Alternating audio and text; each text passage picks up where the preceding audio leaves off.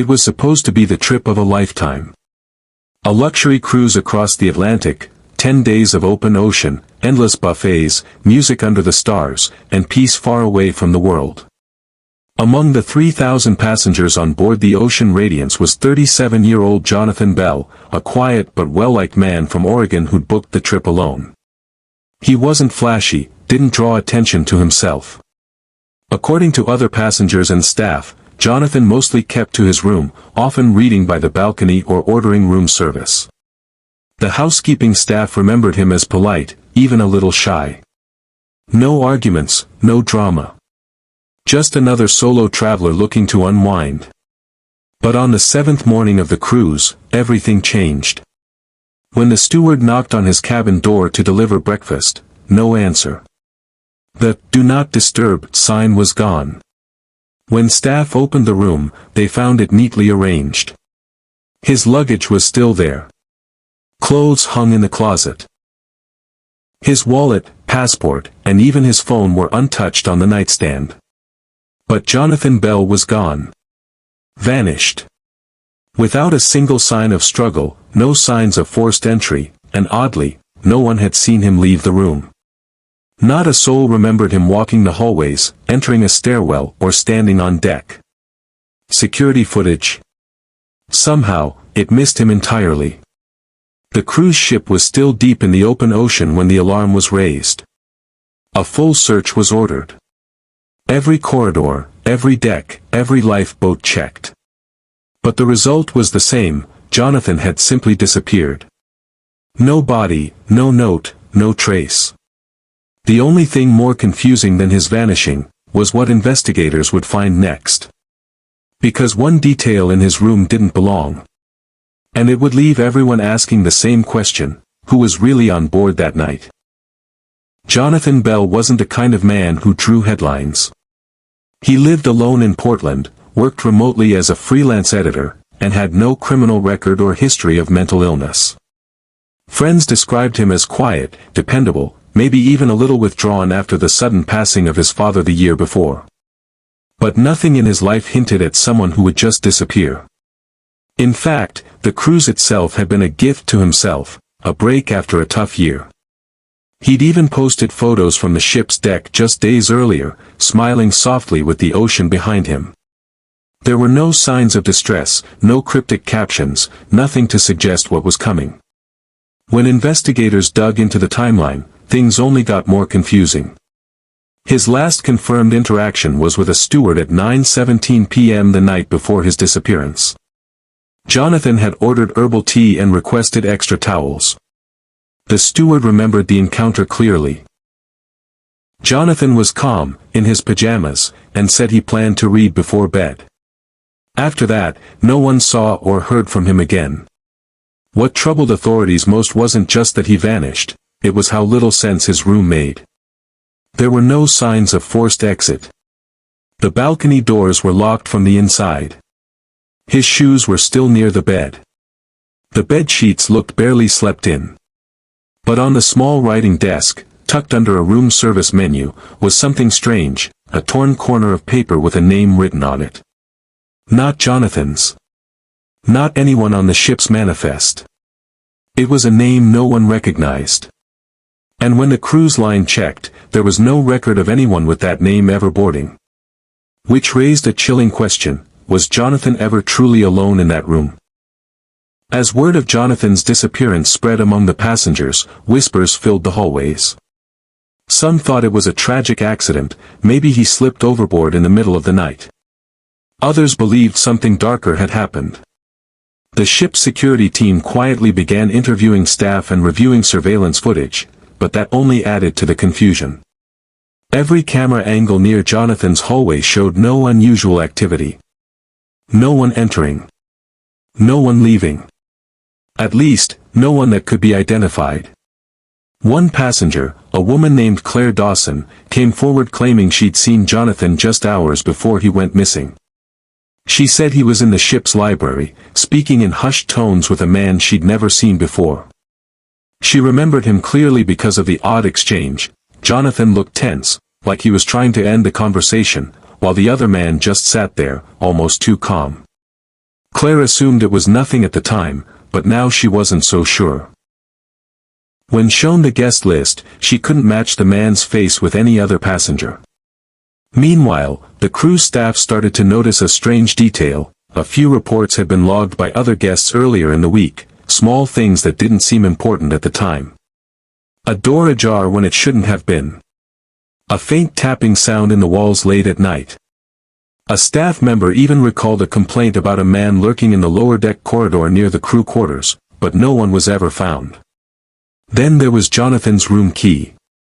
It had been logged as used at 3:43 a.m., 4 hours after he was last seen. But security footage showed no movement in or out of the cabin at that time. Either someone was inside the room already, or the system had recorded something that shouldn't be possible. And that name scribbled on the torn paper. It belonged to someone with a criminal past, a man who had disappeared years ago, believed to be dead. As the cruise neared its final destination, tension on board grew heavier by the hour. The captain held a closed-door meeting with investigators flown in by helicopter at the next port stop, and passengers were told to stay calm as authorities quietly continued questioning. Rumors swirled about Jonathan's vanishing. Some said it was a staged disappearance, others whispered about hidden identities, secret compartments on the ship, or even a murder covered up by someone with access. The torn paper with the strange name, Elias Harrow, became the center of everything. A background check revealed Elias had once been investigated for fraud, identity theft, and a suspected connection to a missing persons case over a decade ago. But here's where things got chilling. Elias Harrow had never officially been caught. No arrest, no trial, just a long, silent trail that ended abruptly in 2013. For years, nothing had been heard of him, until his name showed up in a locked cabin in the middle of the ocean. The investigation turned inward. Authorities suspected that someone on board might be traveling under a false identity. They began secretly scanning passenger documents and matching them against international databases. A few minor discrepancies were found, expired visas, mismatched middle names, but nothing that tied directly to Jonathan's disappearance. Then one night, 2 crew members went to inspect an unoccupied maintenance compartment deep below deck. It hadn't been opened in months, according to the ship's logs. But inside, they found something deeply unsettling, a crumpled ship uniform that didn't belong to any current staff, and a pocket-sized notebook filled with cryptic notes and dates. One of those dates matched the night Jonathan vanished. Now, with just 48 hours left before docking, the truth felt dangerously close. But no one knew who to trust. Because someone on that ship wasn't who they said they were. And they might be watching. Just when investigators thought they were closing in on something solid, a second twist threw the entire case into chaos. The cruise ship's internal IT team recovered fragments of deleted data from Jonathan Bell's cabin television system. What they found stunned everyone. A partial video file, no audio, low resolution, timestamped at 3:44 a.m., just 1 minute after the room key had last been logged. The footage showed a figure sitting on Jonathan's balcony. But it wasn't Jonathan. The figure was wearing dark clothing, head down, and remained completely still for nearly 2 minutes before the file cut off abruptly. When investigators enhanced the video, they noticed a peculiar detail. The person had something wrapped around their wrist that looked strikingly like a hospital ID band. At the same time, Claire Dawson, the same passenger who had reported seeing Jonathan speaking with the unknown man, suddenly withdrew her statement. She told investigators she was mistaken and didn't want to be involved anymore. When they pressed further, she refused to answer. Then, she left the ship early at the next port under what the cruise line described as a medical emergency, but staff later confirmed she had requested disembarkation 2 days prior, citing feeling uneasy. It didn't end there. A crew member anonymously handed over a photo taken a week before the ship departed.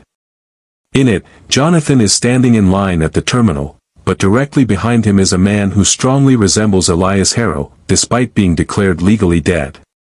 Investigators cross-checked the man's face with port security footage, and found no record of him officially boarding the ship.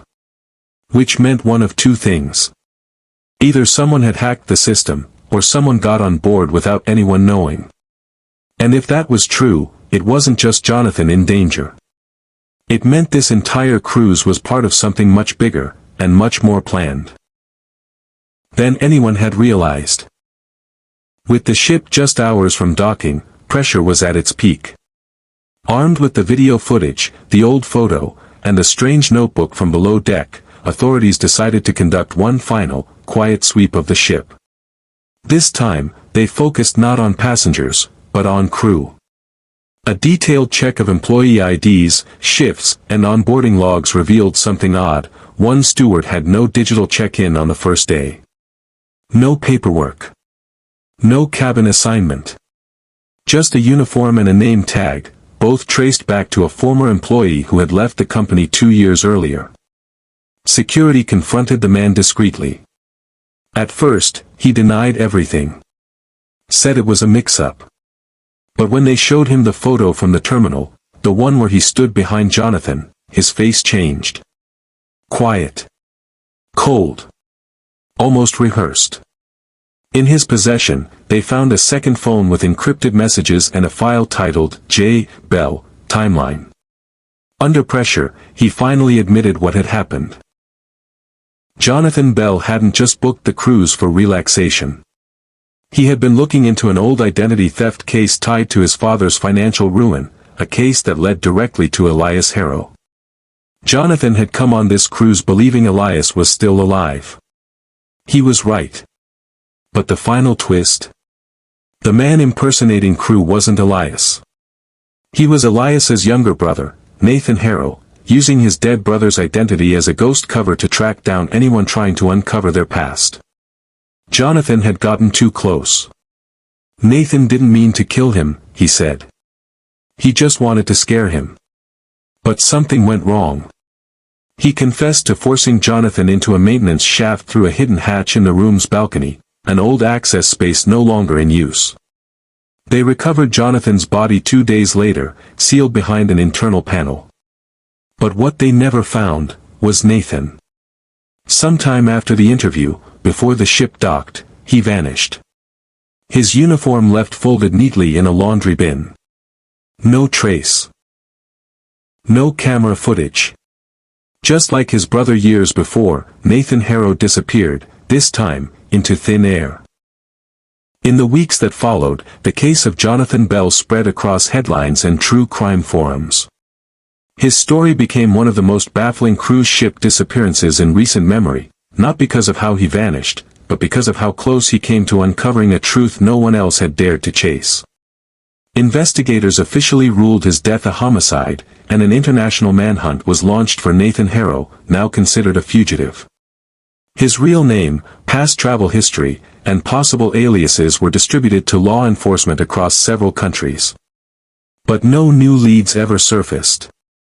It was as if he had vanished into the same shadows that once swallowed his brother.